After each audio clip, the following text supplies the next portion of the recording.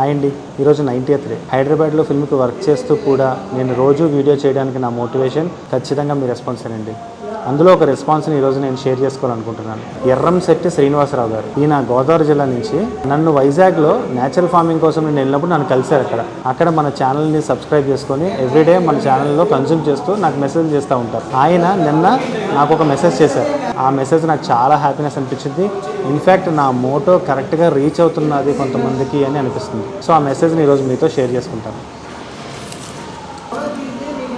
ఆ మెసేజ్లో ఏముందంటే, నమస్తే సుధీర్ గారు, సార్ నాది పల్లెటూరు, వ్యవసాయ కుటుంబం, పాడి పంటల మధ్య పెరిగాను.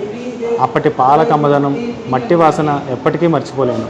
నా చదువు పూర్తవడంతో అప్పట్లోనే ఆలోచించేవాడిని డైరీ పెట్టాలి అని. డైరీ పెట్టాలనితో పాటు వ్యవసాయం చేయాలని.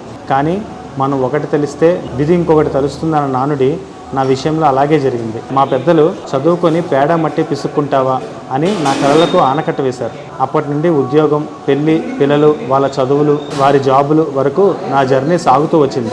అలాగే నా బాధ్యతలు నిర్వహిస్తూనే నా కళలను కళలుగా ఎప్పుడూ అనుకోలేదు. నా కళలకు ఎప్పుడైనా పదును పెడతానని అన్నాను. తగ్గట్టుగా నన్ను నేను మలుచుకుంటున్నాను. నా కళల ప్రాజెక్టుకు మరింత మెరుగులు దిద్దే సమయానికి మీరు పరిచయం కావడం, మీతో మాట్లాడడం నాకు మరింత ధైర్యంతో పాటు దైవ సంకల్పంగా అనిపించింది. ధర్మో రక్షతి రక్షితః, ధర్మాన్ని రక్షిస్తే అదే ధర్మం దైవం రూపంలో మనల్ని రక్షిస్తుంది అనే సత్యాన్ని మీ రూపంలో నాకు అనిపించింది. ఇది వాస్తవం. ఆ సంతోషంతో మీతో ఎక్కువ మాట్లాడడం మీకు ఇబ్బంది కలిగి ఉండొచ్చు, క్షమించండి.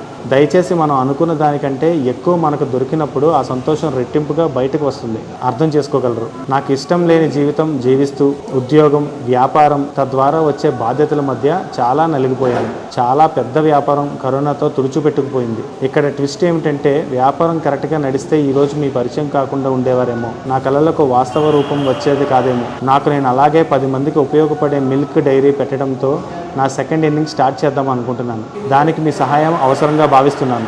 నా విషయంలో మీ అభిప్రాయం సానుకూలంగా ఉంటుంది అని భావిస్తూ ధన్యవాదములు. సర్వేజన సుఖినో భవంతు. ఎర్రంశెట్టి శ్రీనివాసరావు. చూసారు కదండి, ఈ మెసేజ్ చదువుతుంటే నాకు ఇప్పటికీ గూస్ బంప్స్ వస్తున్నాయి. సో రైట్ మోటో ఉంటే రైట్ పీపుల్ని కలుస్తామని నాకు శ్రీనివాసరావు గారు లాంటి మనుషులు కలుస్తున్నప్పుడు ఖచ్చితంగా ఆనందంగా ఉందండి. ఆయన వెరీ సూన్ గోదావరి జిల్లాలో ఆయన సొంత స్థలంలో ఇది చేస్తానని ఫిక్స్ అయ్యారు. అయితే ఆయన చెప్పుకొచ్చారు, ఆయన చాలా కాలంగా చాలా సక్సెస్ఫుల్ బిజినెస్ ఓనర్. యూనివర్సల్ పవరానిక్స్ పేరిట ఈ జనరేటర్స్ అవన్నీ కూడా వీళ్ళు సప్లై చేసేవారు. వీళ్ళు చాలా చాలా పెద్ద కార్పొరేట్స్కి క్రెడిట్ బేసిస్లో వ్యాపారం చేసేవారు. అయితే కోవిడ్ అందరిలాగా ఇతను కూడా చాలా ఇబ్బంది పెట్టిందంట. 48 స్టాఫ్ ఉండే ఇతను చాలా రోజులు స్టాఫ్కి శాలరీస్ ఇస్తూ కూడా మెయింటైన్ చేశారంట. బట్ అగైన్ వర్క్ లేకపోవడం, క్రెడిట్స్కి బిల్స్ రాకపోవడం, కొత్తగా క్రెడిట్ ఇవ్వలేని పరిస్థితి రావడం, తనకి క్రోర్స్లో లాస్ వచ్చిందని చెప్పారు. క్రోర్స్లో లాస్ వచ్చినా తను ఎప్పుడు డిప్రెస్ అవ్వకుండా ఈ మూడ్ ఆన్. ఇప్పుడు తను కంప్లీట్గా చేస్తున్న యాక్టివిటీస్ అన్నీ మానేసి he want to do dairy farming and I totally want to support him. ఖచ్చితంగా అతను సక్సెస్ఫుల్ డైరీ ఫార్మర్ అవ్వాలి అండ్ చాలా మందికి మంచి పాలు ఇవ్వాలి. We all wish him all the best. మా కాంటెంట్ మీకు నచ్చితే please do subscribe, join our community and let's grow together. Thank you.